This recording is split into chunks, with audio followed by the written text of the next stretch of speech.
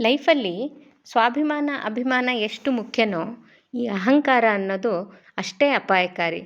ಅಭಿಮಾನ ಅನ್ನೋದು ಯಾವಾಗ ಅಹಂಕಾರ ಆಗಿ ಬದಲಾಗುತ್ತೋ ಹೇಳೋಕ್ಕಾಗಲ್ಲ. ನಮ್ಮಲ್ಲಿ ಬಹಳ ಜನಕ್ಕೆ ನಾನೇ ದೊಡ್ಡದು, ನನ್ನಿಂದನೇ ಎಲ್ಲ ಅನ್ನೋ ಅಹಂಕಾರ ಇರುತ್ತೆ. ಅಂಥವರನ್ನು ಸಮಾಜ ತಿರಸ್ಕರಿಸುತ್ತೆ. ಯಾವಾಗ ನಾವು ಆ ಅಹಂಕಾರವನ್ನು ಮುರಿದುಕೊಂಡು ಸಮಾಜದಲ್ಲಿ ಎಲ್ಲರೊಳಗೆ ಒಂದಾಗಿ ಬದುಕೋದನ್ನು ಕಲಿತೀವೋ ಆಗ ಸಮಾಜದಿಂದಲೂ ಆದರ ಸಿಗುತ್ತೆ. ಹೇಗೆ ಅಂತ ಹೇಳಿದರೆ, ಈ ಗೋಧಿ ತಗೊಳ್ಳಿ, ಅದರ ಅಹಂಕಾರ ಮುರ್ಕೊಂಡಾಗ ಗೋಧಿ ಕಡಿ ಆಗುತ್ತೆ. ಇನ್ನೂ ಸ್ವಲ್ಪ ಮುರಿದ್ರೆ ಗೋಧಿ ರವೆ ಆಗುತ್ತೆ. ಇನ್ನೂ ಮುರಿದ್ರೆ ಸಣ್ಣ ರವೆ ಆಗುತ್ತೆ. ಅದಕ್ಕೂ ಸಣ್ಣದಾದ ಚಿರೋಟಿ ರವೆ ಆಗುತ್ತೆ. ಅದರ ನಂತರ ಗೋಧಿ ಹಿಟ್ಟಾಗಿ ಬದಲಾಗತ್ತೆ. ಇದರಿಂದ ತರಹೇವಾರಿ ತಿಂಡಿಗಳನ್ನು ಮಾಡಿಕೊಂಡು ನಾವು ತಿನ್ನೋದನ್ನು ನೋಡಿದ್ದೀರ.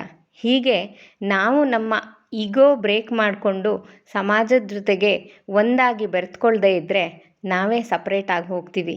ಇದರಿಂದ ಯಾರಿಗೂ ಯಾವಾಗಲೂ ಪ್ರಯೋಜನ ಇಲ್ಲ. ಇಲ್ಲಿ ನೋಡಿ, ಗೋಧಿ ಕಡಿಯ ಪೊಂಗಲ್ ರೆಡಿಯಾಗಿದೆ. ತಿಂದ್ಬಿಡೋಣ.